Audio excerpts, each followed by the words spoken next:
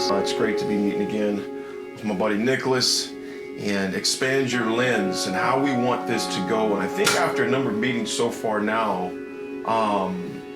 we're getting a better grasp on what we want it to be, what we want it to look like. But I think even that, it'll still be evolving all the time. It's a very fluid, it's a fluid concept, if you would. Obviously, we have the mission down, but very fluid in how we want it to look, how we want it to sound, what we'll offer, how it'll look, etc. So I'm pumped to roll with it again, man. No, absolutely. I think I walk out of these conversations very energized. It's been a little bit of a break since our last one, but I know we're at a point now.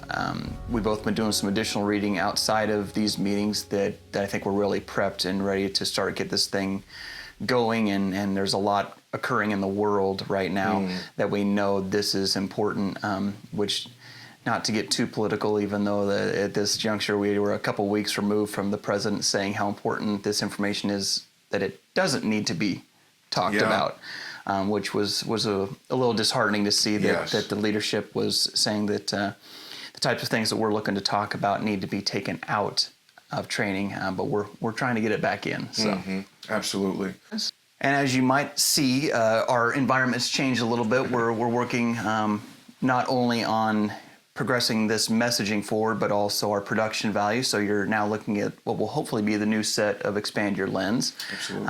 We're going to continue to have some things that get added as we work through, but really trying to get this honed in to make sure that we're offering a very solid professional package for anybody who's interested in this messaging. Absolutely. So, Love it. You know, today, and you mentioned that all that's going on in the world today, I mean, you think about, since we started these conversations, there is obviously racial and social unrest right now. There's protesting going on, not counting the ones that are doing the destruction. Definitely not advocates of anything like that whatsoever. I would also say, you know, you look at the fires that are going on the West Coast, you know, which is, it's been horrific out there. We've had a hurricane down in the South just, you know, 2 weeks ago. Obviously, the political landscape right now is contentious as ever. I would say also, Nicholas, right now, it's almost like your heart's just heavy, you know, for our country and just all the different fronts that we're dealing with. You know, you look, obviously the pandemic, we can't forget that, the pandemic and how that's impacting businesses and lives, mental health, people at school. I mean, there's so many different things that are going on in our world today. It's like 2020, what's next? You know, what possibly could happen next to almost shock us, you know? So, yeah, we're definitely living in tumultuous times right now. And whether we want it to be or not, and this is pun intended, our lens is being expanded regardless if we want to or not right now, as far as that goes. Very true. The only thing I'd piggyback off of that is I certainly wouldn't classify myself as someone who's particularly emotional. I try to stay pretty even keel, not get too high, not get too low. But if I'm being completely candid, I know mental health is a big you know, component of what you talk about and attitude and everything. But in the last 3 weeks, I have found myself almost just kind of on the verge of tears. Like, I mean, just kind of sitting and watching a news story or reading a new article, or sometimes even just watching a commercial that hits you in a particular way. And that's not something that I feel, for me, is something I've ever experienced before. So for me, I know the fact that I'm hitting those level of emotions right now. I have to believe that that's happening across the board for a lot of people. Absolutely. And so these meetings for me, like I said, they definitely leave me with a lot more fire in my belly to get things moving.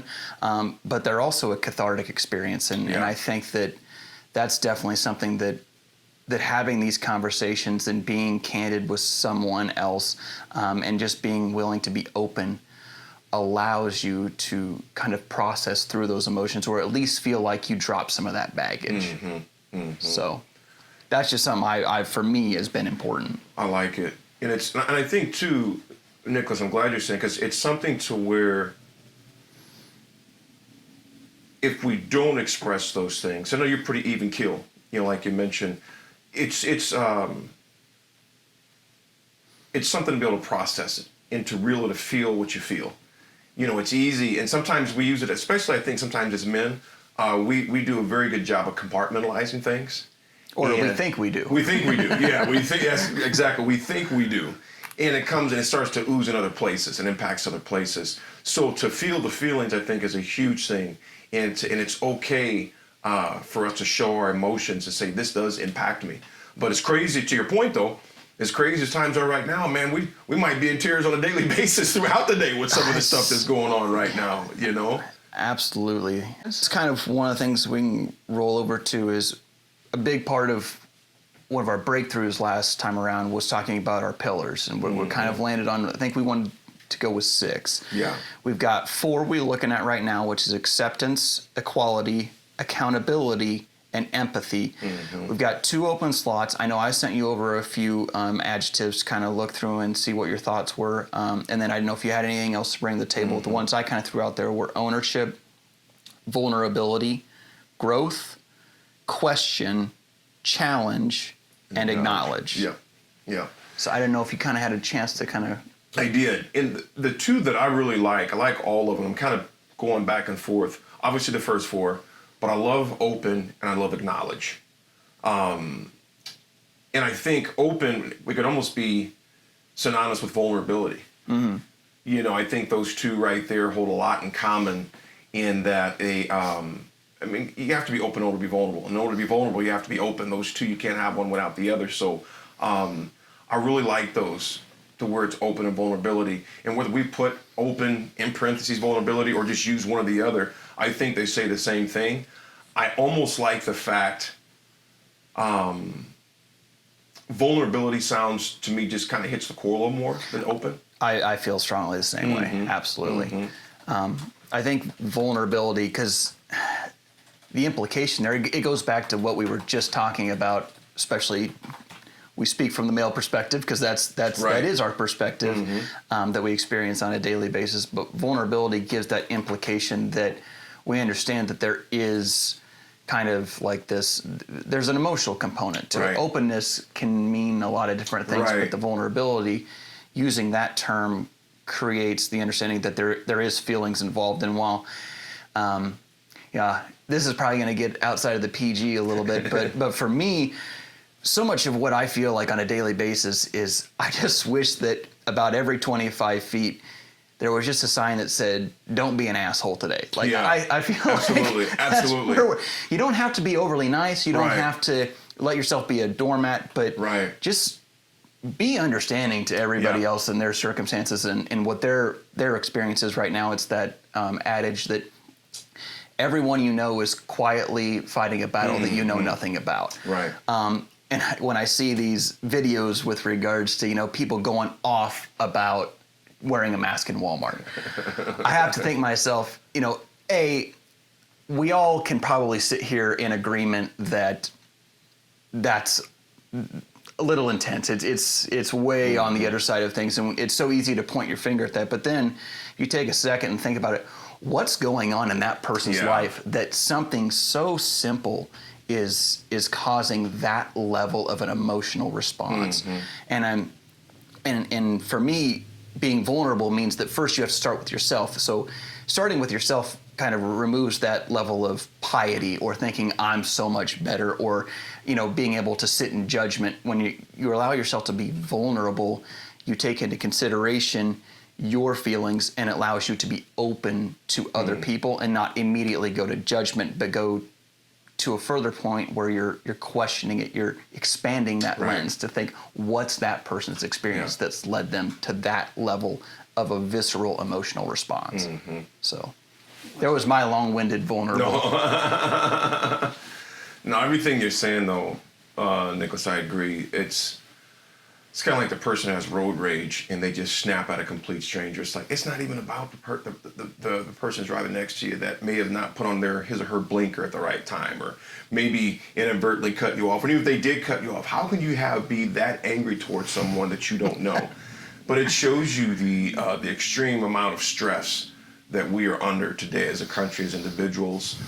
There's battles that that they're dealing with that we have no idea about, which which brings us back to what we're dealing with right here. It's just how do we expand our lens, which is not one of the words on here, but also just showing humanity towards humanity, regardless of the different backgrounds, beliefs, etc.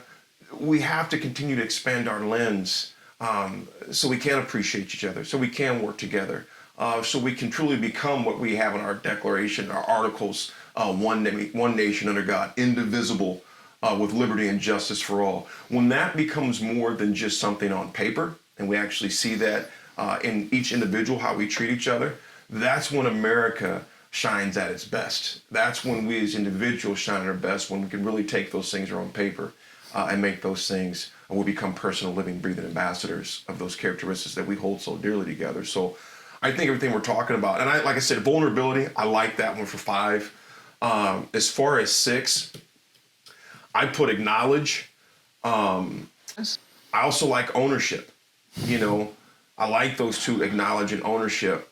And I think, once again, those two are kind of the same again, to where I acknowledge something, this is taking place, or I acknowledge I don't know this, or I take ownership of that I don't know more about this particular topic as it comes with race and background, except that I should. So I think either one of those work. Which one do you like particularly? I'm indifferent. So I think for me, and a lot of this comes from my perspective because we are talking about race. Mm-hmm. And if we're talking about, white people, I know that's a term that can sometimes feel a little, but that's because we're not used to be referred to as a group in the way that, Latinx or Black or people of color, whoever they might identify with.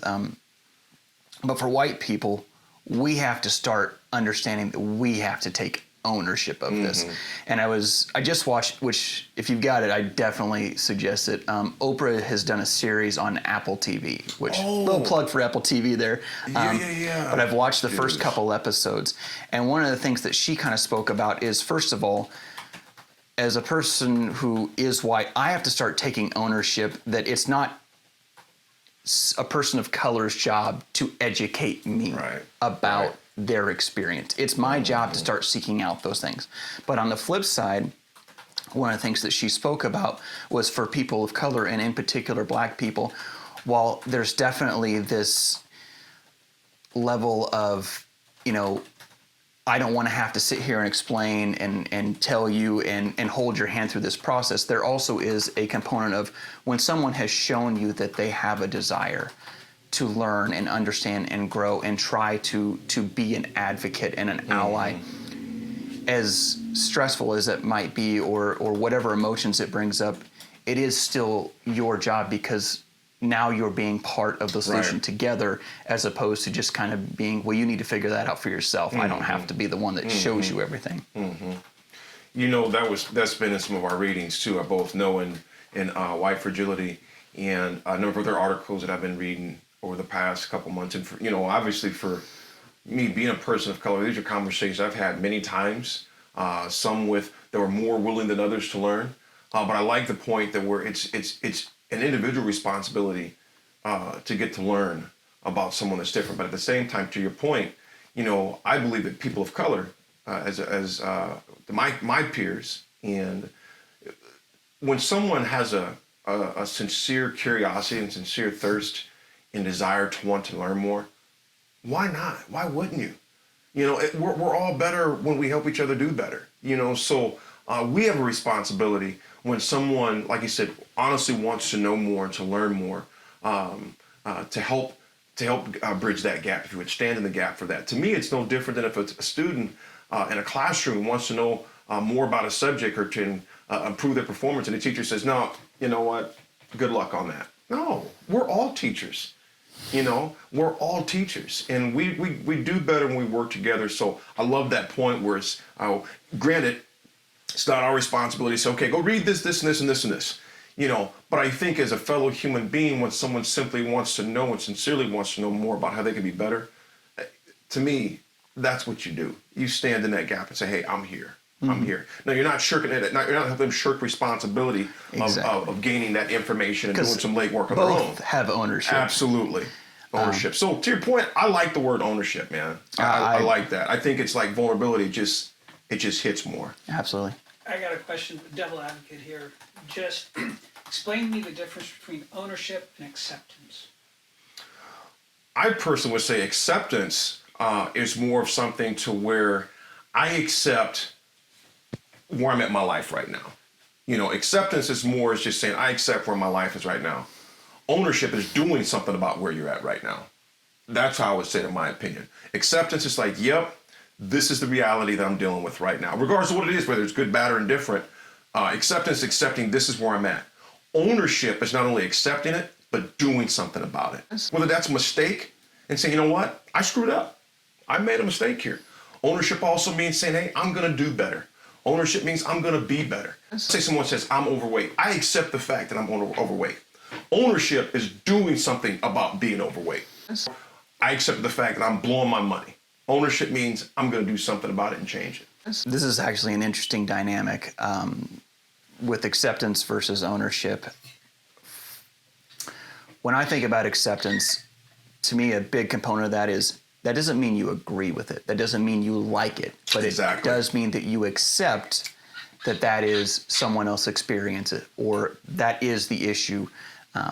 Acceptance doesn't imply that you have to like it. Right.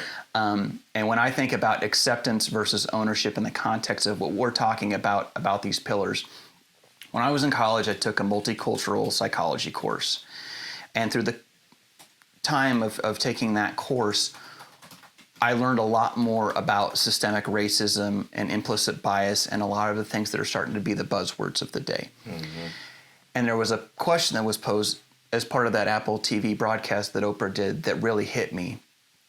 And what it was is talking about, before you read How to Be an Anti-Racist, because that was the particular episode that I had just watched, was would you consider yourself a racist before you read this book, and now that you've read this book, you know, are you now racist or an anti-racist or not a racist?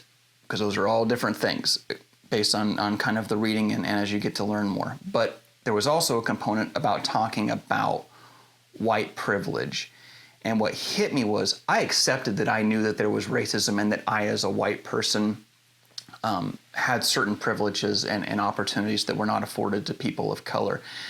However, in accepting that, the other part of having white privileges, I had the privilege to just not do anything about it. Mm. And that was an interesting thing where I think about it is that I accepted that racism occurred. I accepted the fact that I had white privilege, but in the fact of having white privilege, I was able to discount me needing to take any ownership of it. Right, right. And so to me, that's the big difference when I think about this from my perspective and my lens, is that while I accept that systemic racism exists, it doesn't pervade my life on a daily basis. Mm-hmm. Therefore, my white privilege allows me to not take ownership, which to me, that's why this is a pillar, because it moves from acceptance, which is one of the biggest components, because we have a huge portion of the population that right now isn't even accepting that this is a problem. Right, a lot.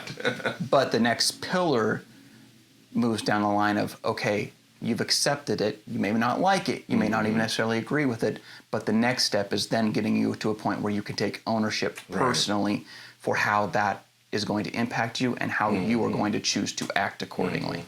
Acceptance also is accepting the other person's view or other people's view. Oh yeah, well, the fact that their lens may not have expanded yet, and that is their perception, their perspective, that's what they've known their whole life. You know, especially someone coming from a rural population, that is my only experience, is being surrounded by people who look exactly like me. And that's why I think when it goes in that empathy part too, we have to empathize. We have to show people empathize on both sides. You can't villainize someone for an experience that they've never had or don't understand. You know, you can't. And I think that's that happens all too often, where because you know a white person, a black person have different experiences, we don't empathize with each other because we have different. We were brought up in different areas, different places, different experiences. different models. Different models, everything. So there's going to take empathy from both sides. And each one of these words that we have, acceptance, equality, accountability, empathy, vulnerability, and ownership, all of these are going to have to be, it's a two-way street. I think historically at times, some diversity and inclusion and equity training has been just white male bashing. White people, bashing just people of, that are different, if you would. And it can't be that. There has to be a thing we come together and say, again, let's find the gray. Just what we talked about. Let's find the gray of what we do hold in common. And not only that, open the doors up and teach each other, show each other, share with each other our differences and how our differences make us better, though, once we embrace those things and say, this doesn't make you better or worse, it's just different. And just acknowledging those things. So I think we have a strong 6 pillar here, words. I really like the 6 that we have right now, man. I think they're fantastic. And one of the pieces that I know, for me, I think we need to make a strong part of what we do, and we're already kind of establishing it, is we need to be better about defining words. Mm-hmm. Because I think one of the big challenges that I experience is when I'm having a conversation with someone and we both think we're talking about the same thing up until we hit a point where we look at each other and go, wait a minute, that's not what I was talking about. Mm-hmm. And the importance of having a clear understanding of definitions, what that does is it puts us at the same starting point. Yeah, I agree. And I think making sure with our pillars specifically, we define those really well. It's funny you said that because I have one here for each of the pillars. Let's explain what they mean. What does it look like? What doesn't it look like? Give world examples. How does this impact the workplace, the team, the department, etc.? Because each one, to your point, with each one of those pillars, we can break those down, define those. What does this look like? What doesn't it look like? What do companies look like that, or departments look like that that practice acceptance? Who are the trailblazers in that? The 6 pillars it's your foundation. The 6 pillars are your cornerstone, if you would, of why you exist as an organization, or for Nicholas and I as a group, of why we're doing this. And we mentioned acceptance, equality, accountability, empathy, vulnerability, and ownership. These were words we've thought about for the past number of weeks. We just want to just slap 6 words up there and say this sounds good. Because these are the reasons why we exist and why we do what we do. And to me, and I know Nicholas would concur on this as well, these words are the guideposts, if you would. These are the beacons of light that we want to, regardless if we talk to no one else. Let's say we just decided, okay, EYL was great, sorry, not going to do it. If we did nothing, which of course that's not going to happen, but I know that my life has been enhanced and has been broadened just by this exercise, if you would, and just by doing this fleshing out of saying, what does expand your lens mean? Finding the gray in the black and white world. Hence, that's why we're at today. We don't look for enough to find the gray in the black and white world, because we're still identifying everything as black and white, which I get that, identification-wise. But when it comes to relationships, those very things we use to identify also divides us. And we have to do a better job at looking for things, finding the gray in those areas that unite us, because we all know there is unity in community. How do we do that? We show people what acceptance means. We help them understand what equality means, accountability, empathy, vulnerability, and ownership. And if we can do, and not that people don't know what this is already, but it's not what we know, it's not what we hear, rather it's what we do, and that's what we want to do with Expand Your Lens. I would concur with all of that. I think all of that is extremely important, and I think the last piece for me that has really hit home in the last few days with all of the news that's been going on and a lot of the personal education that I've been doing for myself is that we're talking a lot about black and white, but I think you can easily equate that to good or bad. Right. And when you live in those 2 worlds where it's either black or white, it's good or bad, there's so much that you lose. Yeah, there's so much that you miss out on, because then what you're doing is you are attaching a label to a person or a movement or a thought. Mm-hmm. And now by choosing it's either good or bad, now you have committed 100%. And our goal is to use these pillars to figure out where that gray is, to figure out that it's not only good, only bad, only a black issue, only a white issue. Mm-hmm. I agree. Well, today's meeting was a great meeting in that we fed off each other's energy. We both decided on the 6 pillars, what those are going to be, which in both of our opinions, it's just a fact that when you have your pillars, you have your foundation. When you have your foundation, you can start to build the house. And that's what we're excited about, is that today we got those 6 pillars taken care of. So the foundation is truly ready to go for EYL. It feels good to have that core foundation complete. A little bit of a metaphor would be, 2020 has felt very foreign, felt out of place. It's been a circumstance where this year, I can't tell you the number of times where I've seen, just 2020 needs to be concluded. But I think as much as that feels that way, we need to start settling in and making this a home, because guess what? 2020 isn't going to end when 2021 starts. That's a good point. 2020 is just going to keep going. So we need to start making a home in that place, which is also something that EYL has found. Is we found our home in our podcast studio that we'll be operating from, and we look forward to being able to bring a lot of high quality content to you. And in doing that, also, I will say for me, allowing for a very cathartic experience on a weekly basis. Absolutely. Because this has been something that I know I needed. And that was kind of something we started out this whole conversation with, was the fact that, I've been extremely heavy this last month in particular, to a point of breaking a lot of emotion. And I know I've spoke to you a lot of just, you personally have had a lot of emotional circumstances on top of everything that's happening. And so looking forward to providing something that serves both myself and others, and finding a home and a place for us to be able to do that, where we feel good, we feel professional, we feel as though we're offering the product that we want to deliver, and making ourselves home in 2020. Well said, man. Well said. Loved it. All right.